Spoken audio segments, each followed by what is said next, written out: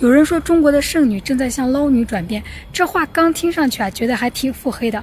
可你仔细想一想，好像确实有那么一部分大龄剩女有点这方面的意思，而且数量还不少呢。严格来说呢，还没有到真正的捞女那个地步，但我敢说很大一部分大龄剩女嫁不出去，最主要的原因就是想从男方那儿占便宜，因为没占着，或者说觉得占的便宜还不够大，才挑花了眼被剩下了。其实呢，本来大龄剩女和捞女本就不是一个群体，这两个词之间呢也没有必然的联系。大龄剩女一般指的是35岁甚至是40岁以上还没有结婚的单身女性。那什么是捞女呢？我查了一下资料说捞女呢指的是那些抛弃女性尊严，用肉体或者灵魂换取金钱和利益的女性。现在你看出来了吧？大龄剩女呢可以说是个中性词，而捞女绝对是个贬义词。为什么说剩女正在向捞女转变呢？不可否认，现在不管是农村还是大城市里，想娶大龄剩女结婚，你没有实实在在的付出金钱，成功率是很低的。挑重点的说就是农村要给高价彩礼，城里要买车买房，而且呢是年纪越大的女性对这两个条件越是看重。先来说说农村吧，因为我呢也是农村人。农村的高价彩礼其实相当一部分是被大龄剩女给拉起来的，当然了也有二婚女的作妖。随着城镇化的发展农村男多女少似乎已经成为了常态，特别是之前重男轻女的地方女性呢她就更少了。在农村这样的男女配比，注定是要很多男性打光棍一辈子的。那剩下能娶上媳妇儿的呢，有相当一部分人都在拼彩礼。说白了就是谁家的物质条件好，谁家给的彩礼高，谁才有资格娶妻生子。20出头的年轻小姑娘对这个事情可能还不太理解，但对于那些30多岁久经沙场的大龄女性来说就不一样了，她们的理解可就太深刻了。这些年的彩礼也是疯狂的上涨，在大龄剩女的眼中呢，她们的价值远高于大龄剩男，所以在没有得到他们想要的好处之前他们是不会轻易点头同意结婚的。严谨一点说呢，就是用捞女这个词来形容可能有点过头，有点严重，但是我敢说他们心里想多占男方便宜的想法肯定是有的，你不能承认吧？好，现在我们再来说说城市。大城市里的呢这种现象比小城市可能更加的严重，因为呢大城市的房价它更高，消费场所它也更多。很多男性就说了，要想娶媳妇一定要找年纪小的，因为年轻的女孩相比大龄剩女更愿意跟男性共同打拼，共同同甘共苦。随着女性年龄的增加加上社会阅历的增长，她们开始懂得利用性别优势来换取婚姻。毕竟咱们国家的传统就是男人买房，但是城市里的房价它太高了，要想买房太难了。很多女性呢，她很清楚，即使自己勤勤恳恳工作一辈子也不见得能买得起一个房子。那些有能力自己买房的女性呢，内心是很不愿意找一个不如自己的男人结婚的，因为很多女性她都有慕强心理，她们的择偶标准就是要找一个比自己强的男人。我没说错吧？其实女性有没有房子可能真的没有那么重要。你看现在城市里的大龄剩女是越来越多，而且可能越是有能力，物质条件也不错的女性她反而更容易剩下。我没说错吧？因为这样的女性呢，她找对象她对男生的物质要求会更高。然而拥有更高物质条件的男性对另一半的要求其实非常简单，那就是单纯想找年轻的，其他都是次要条件。不知道你们有没有刷到过网上很多那种35岁以上高学历而且没有结婚，工作还不错，收入呢也不算低，自称是自己是大龄优质剩女的女性视频。他们的口头禅就是如果结婚会降低他们的生活质量，那还不如高质量的单身。看到这儿你们发现问题了吗？那就是大部分女性呢，不管自身条件怎么样，反正就是想要向上社交，而男性呢，他们更倾向于向下兼容。所以这就是为什么年轻女孩子更容易找到心仪的对象。女性呢，物质条件越好年纪越大就越是会保持这种心态。除了这些自身条件还不错的女孩子外剩下一部分大龄女性可以说真的是在往捞女的方向转变。她们的目的就是想要靠结婚让自己甚至是父母亲戚男闺蜜这些的生活质量有所提升。如果满足不了她的条件那就她继续找。因为在他们的观念里只有娶不到媳妇儿的男人，没有嫁不出去的女人所以总结一下啊，就是大龄剩女正在向捞女转变呀，有点太偏激。但不得不说，确实有一部分女性呀正在这么做。你们怎么看？评论区告诉我。女人以后可能真的再也嫁不出去了。我有一位同学啊，她的家庭条件和个人条件都特别的好，但是呢，她一直坚持不婚。昨天呢，我就跟她聊了一会啊，后来她跟我说出来了这个不结婚的几个原因啊，听了之后啊，我真的特别的震惊啊，今天分享给大家也听一听啊。首先第一点，她说如果你要结婚的话，那你是不是要买房？买房钱从哪里来？那是不是要贷款？那首先我就背上了贷款，对不对？如果你要结婚的情况之下，那你是不是要生孩子？如果你不生孩子，父母亲也一直跟着你后面会催你，会逼你生孩子。那生了孩子之后，那我们家的消费是不是又升级了？对不对？出门的时候是不是也很不方便？因为有孩子，那是不是被逼无奈？那就得买车，那买车没钱怎么办？那是不是又得贷款？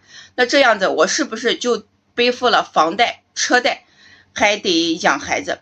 生了孩子以后，如果父母亲给我们带还好，父母亲如果不给我们带，那老婆在家里带孩子，那我是不是一个人挣钱，几个人花？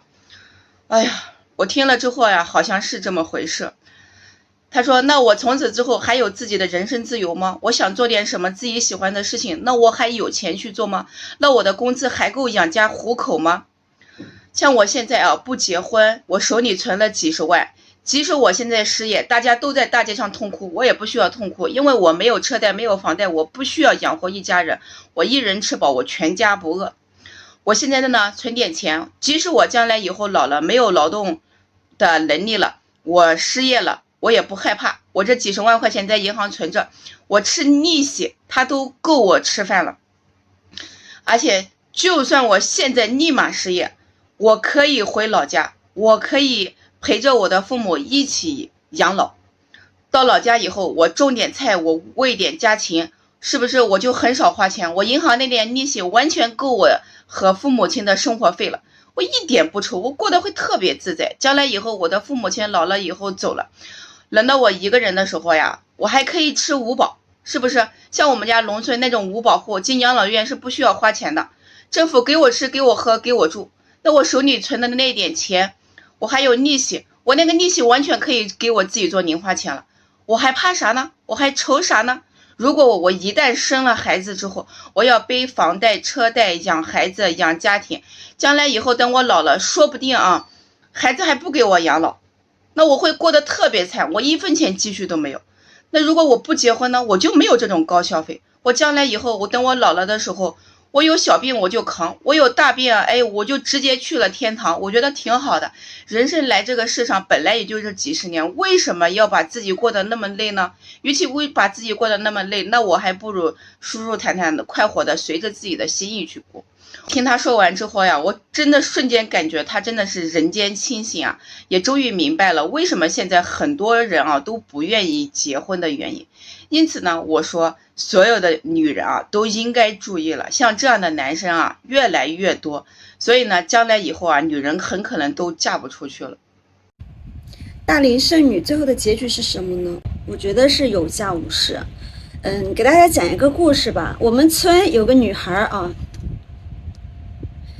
今年40岁了，然后她爷爷呢是老师，然后父母呢也在我们村里算是有头有脸的人物，因为家里是做生意的嘛，所以家庭条件的话呢是比较优越。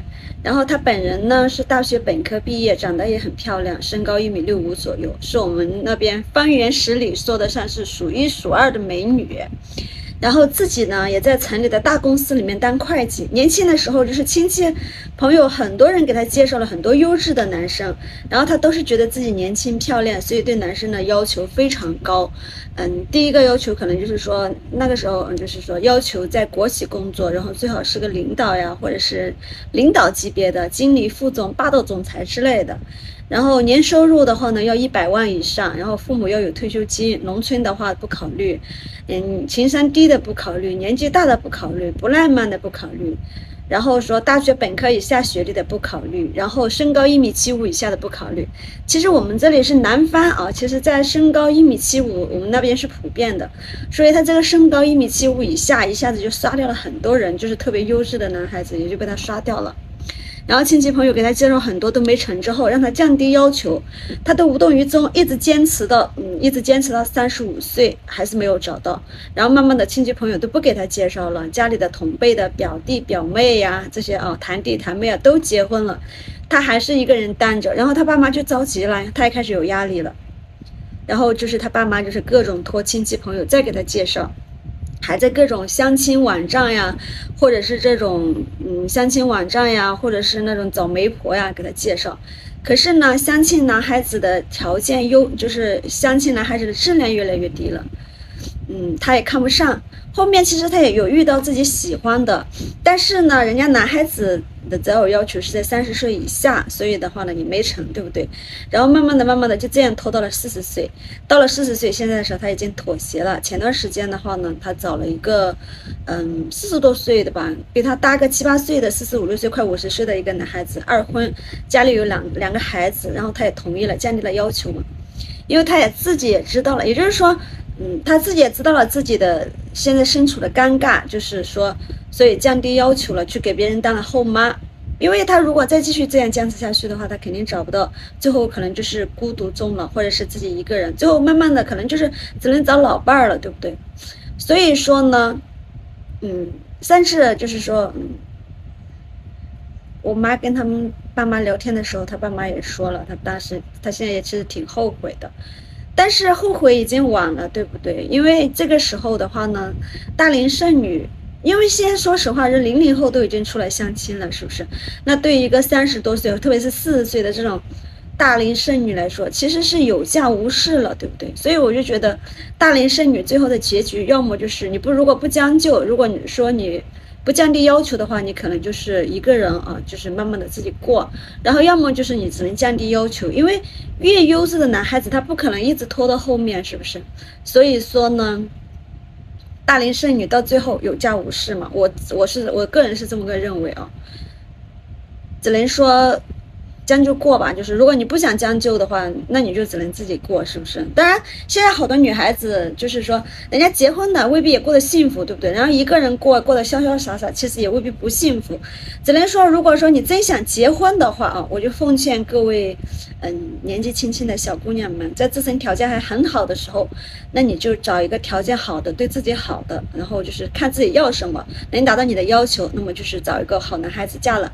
当然就是说不要就是觉得自己条件好，然后提各种高要求，然后那种好男孩子呢，就是说达不到你这个要求，最后就是退了，然后就这样就是说然后最后换来错误的选择，到最后就是后悔都晚了，后悔药都没有了。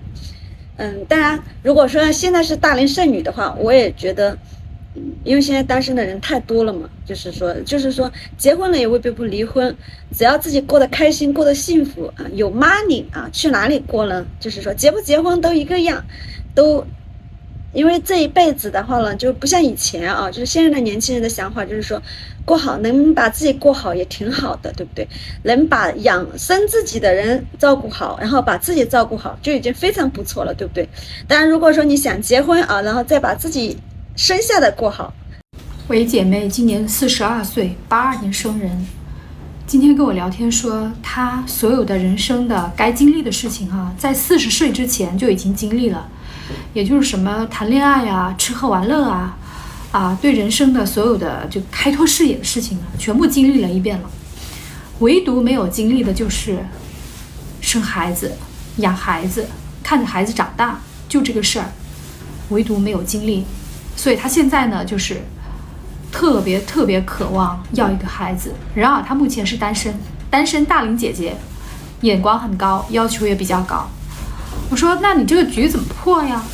他说去年呢，他去美国去了一次我第2次去美国冻卵的时候他也去了，然后他呢比较猛，他一次呢就在美国做了2个周期的促排，不过由于年纪和身体的原因，他那次促排才促排10个卵子。